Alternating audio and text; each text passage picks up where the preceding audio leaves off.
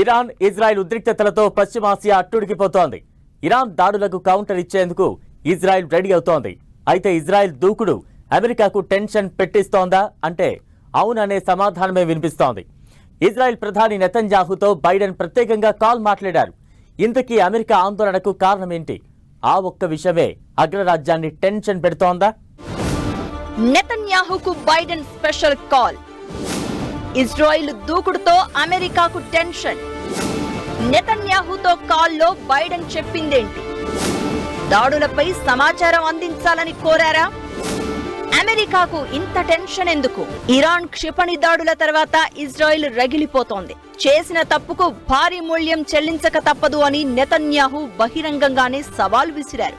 దీంతో Israel next అడుగు ఎలా ఉండబోతోంది, ఎలాంటి భయం క్రియేట్ చేయబోతోందన్న ఆలోచనే ప్రపంచ దేశాలను వణికిస్తోంది. అటు ఇరాన్ దాడులపై అమెరికా కూడా డైరెక్ట్ గా రియాక్ట్ అయింది. ఇరాన్ తీరును ఖండించిన పెద్దన్న ఇజ్రాయెల్కు అండగా నిలవాల్సిన అవసరం ఉందని ప్రకటన చేసింది. ఇకటు హమాస్ మళ్లీ ఇజ్రాయెల్ మీద దాడులకు దిగుతోంది. హమాస్ తో పాటు హెజ్బొల్లాను కూడా క్లియర్ చేస్తోంది ఇజ్రాయెల్. అయితే ఇరాన్ మీద ఇజ్రాయెల్ దాడులు చేయడం ఖాయం. ఎందుకు ఆలస్యం చేస్తోంది?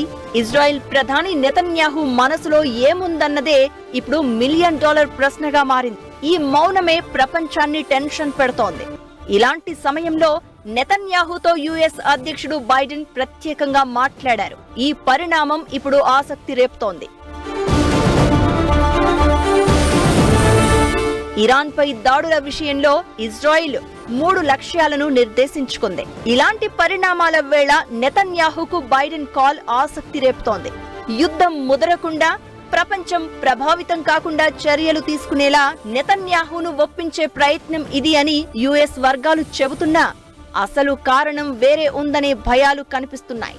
నిజానికి హమాస్, హిజ్బొల్లాపై దాడుల సమయంలో అమెరికా జోక్యం చేసుకోలేదు. అందుకే ఉద్రిక్తతలు ఈ స్థాయికి వచ్చాయన్నది అగ్రరాజ్యం ఆలోచన. ఇప్పుడు ఇజ్రాయెల్ డైరెక్ట్ గా ఇరాన్ మీద యుద్ధానికి దిగితే పరిస్థితులు దారుణంగా మారే అవకాశం ఉంటుందని బైడెన్, నెతన్యాహు మధ్య దీనికి సంబంధించిన చర్చే జరిగిందనే వినిపిస్తోంది. అయితే ఇరాన్ అణు స్థావరాలపై ఇజ్రాయెల్ దాడులు చేస్తుందేమోనన్న భయమే ఇప్పుడు అమెరికాను ఉలిక్కిపడేలా చేస్తుందనే అభిప్రాయాలు కూడా వినిపిస్తున్నాయి. ఇజ్రాయెల్ న్యూక్లియర్ వెపన్స్ ని యూజ్ చేయడానికి అమెరికా తన విముఖత చూపిస్తోంది. అయితే ఇరాన్ ఏదైతే అటమిక్ వెపన్ న్యూక్లియరైజేషన్ కి గత 20-30 ఏళ్లుగా కూడా ప్రయత్నం చేస్తోందో, 1980s నుంచి కూడా ఇజ్రాయెల్ ఇరాన్ యొక్క కేపబిలిటీని నాశనం చేస్తూ ధ్వంసం చేస్తూ వస్తోంది. అయినా కూడా ఇరాన్ తన న్యూక్లియర్ ఎన్రిచ్మెంట్ని, దాని తర్వాత ఒక న్యూక్లియర్ బాంబ్ తయారు చేసే క్షమత ఏదైతే ఉందో దాన్ని వాళ్ళు మెల్లిమెల్లిగా ఇంప్రూవ్ చేసుకుంటూ వచ్చారు.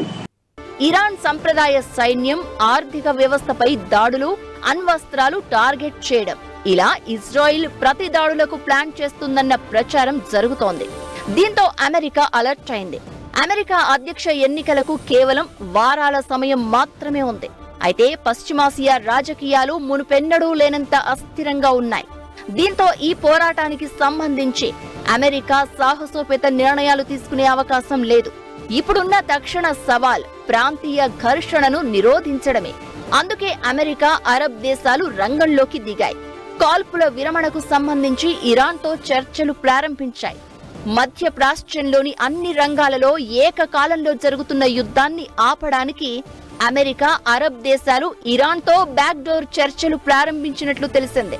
ఈ బ్యాక్డోర్ సంభాషణలో ప్రస్తుతం ఇజ్రాయెల్ ప్రమేయం లేదని, అయితే దాని గురించి వారికి సమాచారం అందించామని చెప్తున్నారు. బ్యాక్డోర్ సంభాషణకు సంబంధించి ఇజ్రాయెల్ తన వైఖరిని అమెరికాకు ఇంకా తెలియచేయలేదు. బైడెన్ కాల్ వెనుక కూడా కారణం అదే అనే చర్చ జరుగుతోంది. ఇజ్రాయెల్కు మద్దతు రోజురోజుకు పెరుగుతోంది.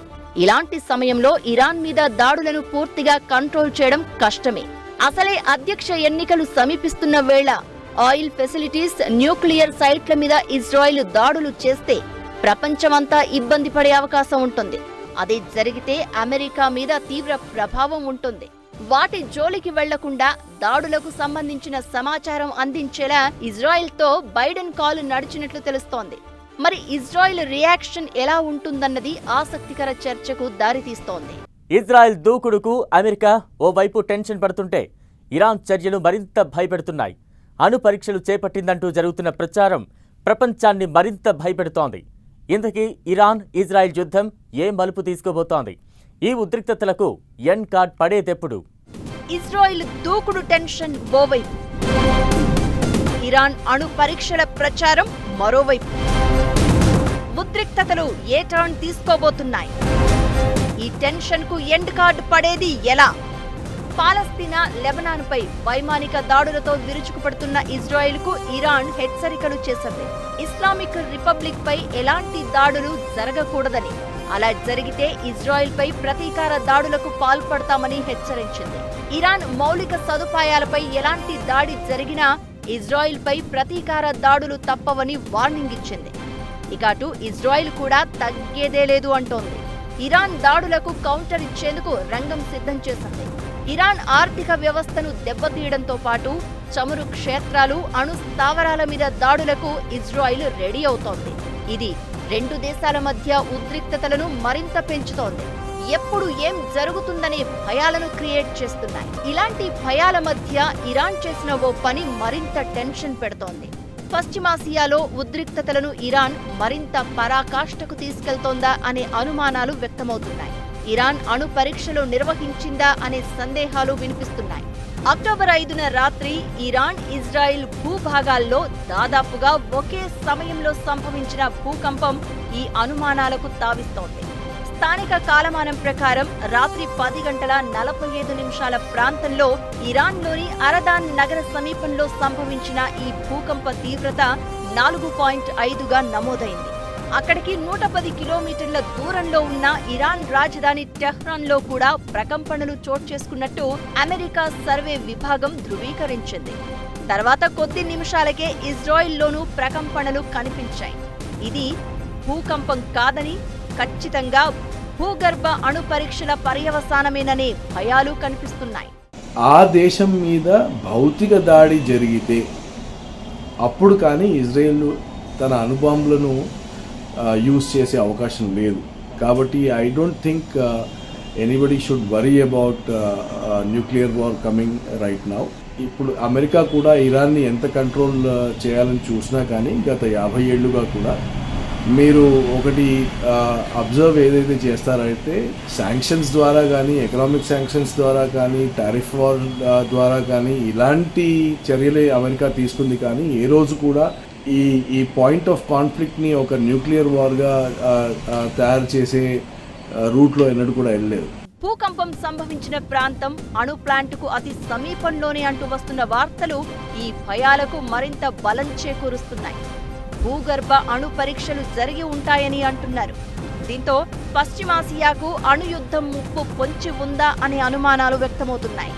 ఇరాన్లోని అణు స్థావరాలు, చమురు క్షేత్రాలే లక్ష్యంగా ప్రతీకార దాడులకు ఇజ్రాయెల్ ప్రయత్నిస్తున్న వేళ ఇరాన్ అణ్వస్త్ర పరీక్షలు నిర్వహించినట్లు వార్తలు రావడం మరిన్ని భయాలు పెంచుతోంది.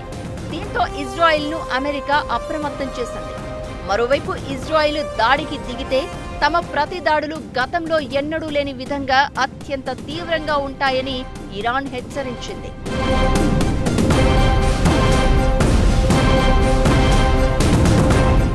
హమాస్ దాడులతో మొదలైన ఈ హింస ఏడాదిగా కొనసాగుతూనే ఉంది. పశ్చిమాసియా అత్యంత ప్రమాదకరమైన స్థితికి చేరుతోందని ఏడాది కిందట చాలా కొద్ది మందే ఊహించి ఉంటారు. గాజాలో చెలరేగిన సంఘర్షణ రెండో ఏడాదిలోకి ప్రవేశించడంతో ఈ పోరాటం ముగిసిన తర్వాత గాజా పునరావాసం ఎలా, దాన్ని ఎవరు పరిపాలిస్తారు అనేవి సమాధానం లేని ప్రశ్నల్లాగే మిగిలిపోయాయి.